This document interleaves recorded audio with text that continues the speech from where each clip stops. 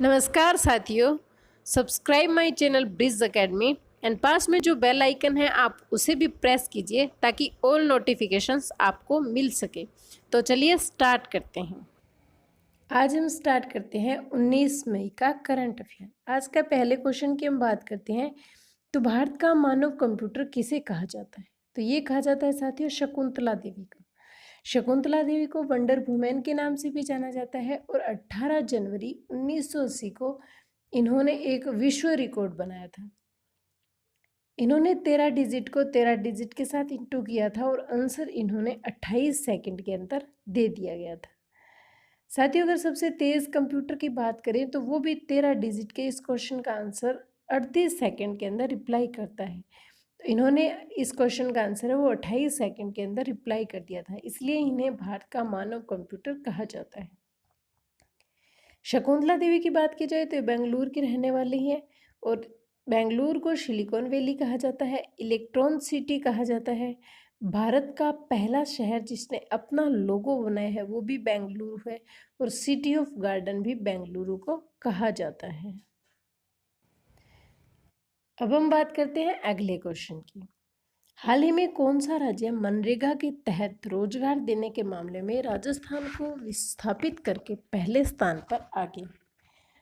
तो साथियों, ये जो आ गया है वो राज्य है उत्तर प्रदेश। पहले फर्स्ट नंबर पर कौन था? राजस्थान था, लेकिन अभी राजस्थान को विस्थापित करके पहले नंबर पर आ चुका है यूपी। बात करते हैं यूपी स्टेट की। तो यूपी के जो सीएम है वो योगी आदित्यनाथ है। गवर्नर यहाँ के आनंदीबेन पटेल है। कैपिटल की बात की जाए तो लखनऊ है और लखनऊ साथियों गोमती नदी के किनारे है। अब इसी तरह नदियों के किनारे कुछ शहर है जो इम्पोर्टेंट है वो हम देख लेते हैं। वाराणसी गंगा के किनारे है, कानपुर भी गंगा के किनारे है और हरिद्वार भी गंगा नदी के किनारे स्थित है। अयोध्या की बात की जाए तो सरयू के किनारे, हैदराबाद मूसी नदी के किनारे, सूरत है वो साथियों ताप्ती नदी के किनारे स्थित है एंड गुवाहाटी ब्रह्मपुत्र नदी के किनारे स्थित है। जबलपुर की बात की जाए तो वो नर्मदा नदी के किनारे स्थित है और आगरा है वो साथियों यमुना नदी के किनारे स्थित है। अगले क्वेश्चन की बात की जाए तो हाल ही में ऑक्सफोर्ड विश्वविद्यालय के विशेषज्ञों ने किस दवा को कोरोना के गंभीर रोगी के इलाज हेतु लाभदायक पाया है?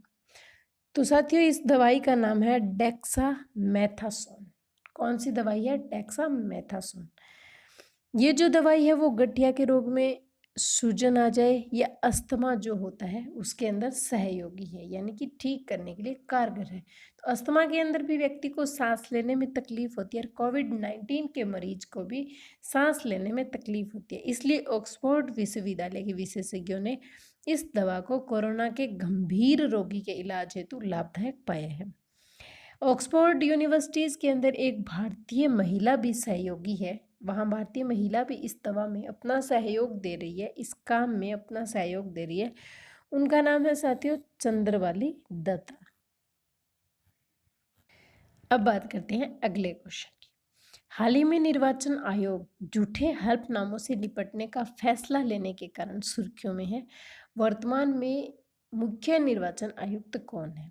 तो साथियों, जो वर्तमान में मुख्य चुनाव आयुक्त है वो है सुनील अरोड़ा। बात की जाए निर्वाचन आयोग की तो साथियों निर्वाचन आयोग है वो सेटअप हुआ था 25 जनवरी 1950 के दिन। 25 जनवरी 1950 के दिन सेटअप हुआ एंड 25 जनवरी को हम इसीलिए मतदाता दिवस भी मनाते हैं। बात की जाए निर्वाचन आयोग के पहले मुख्य निर्वाचन आयुक्त की, वो थे सुकुमार सेन एंड अनुच्छेद 324 के अंदर निर्वाचन आयोग का वर्णन किया गया है। अनुच्छेद कौन सा है? 324।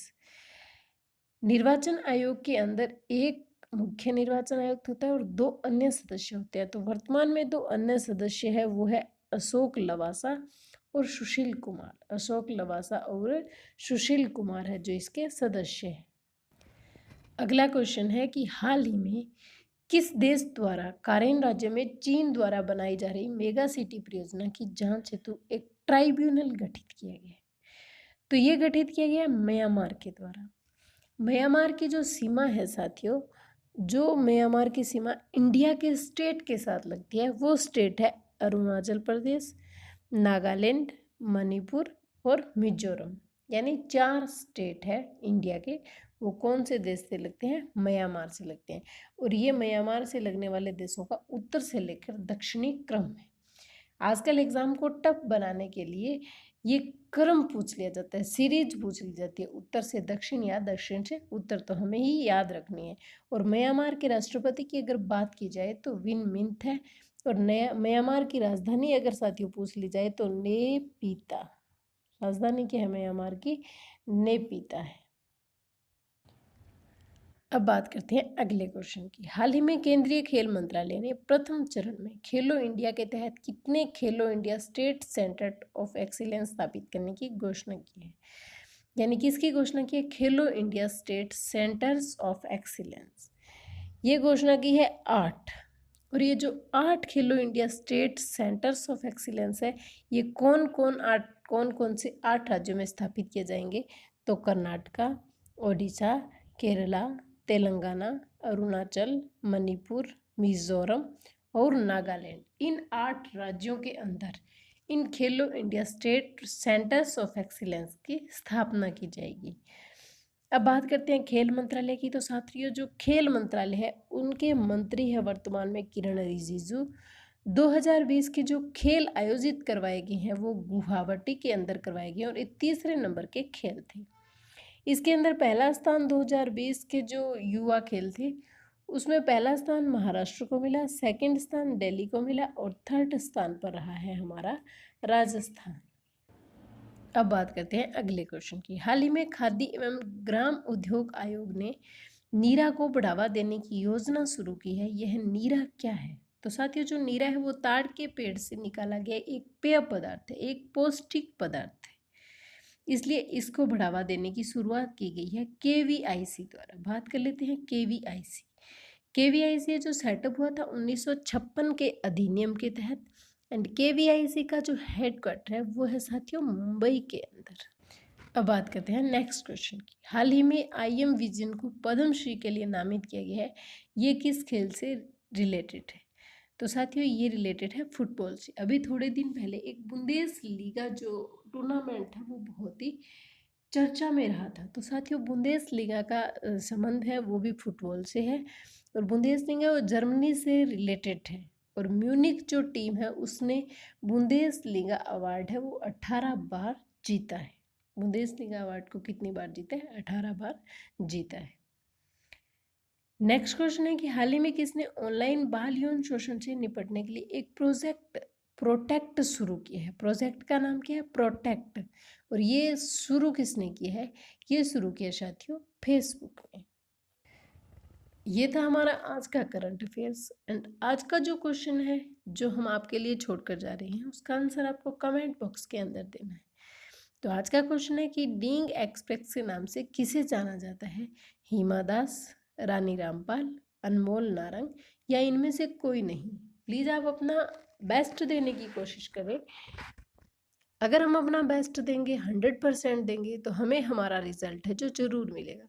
हमारी चूक है वो कहाँ होती है कि हम किसी क्वेश्चन को एक बार पढ़कर उसे नेगलेक्ट कर देते हैं, या फिर कोई क्वेश्चन टफ होता है तो हम उसे याद करने की बजाय, माइंड में उतारने की बजाय उसे छोड़ने की कोशिश करते हैं। और साथियों ध्यान रहे, जिस चीज़ को हम छोड़ देते हैं अक्सर वही चीज़ हमें एग्ज़ाम के अंदर मिल जाती है। तो जिस चीज़ को कोशिश करो कि ये मुझे नहीं पढ़नी, उसे दोबारा से तिबारा से चौथी बार, पांचवी बार, छठी बार जरूर पढ़ा जाए, क्योंकि वो क्वेश्चन आपको पेपर के अंदर मिलने वाला है और वही ये क्वेश्चन सफलता की गारंटी है और सफलता ही है। तो साथियों हमारी वीडियो आपको हेल्पफुल लगती है, उपयोगी लगती है, तो प्लीज़ आप इसे शेयर करें एंड कमेंट करके हमें भी बताएं कि हमारी जानकारी आपको कैसी लगती है। धन्यवाद। जय हिंद, जय भारत।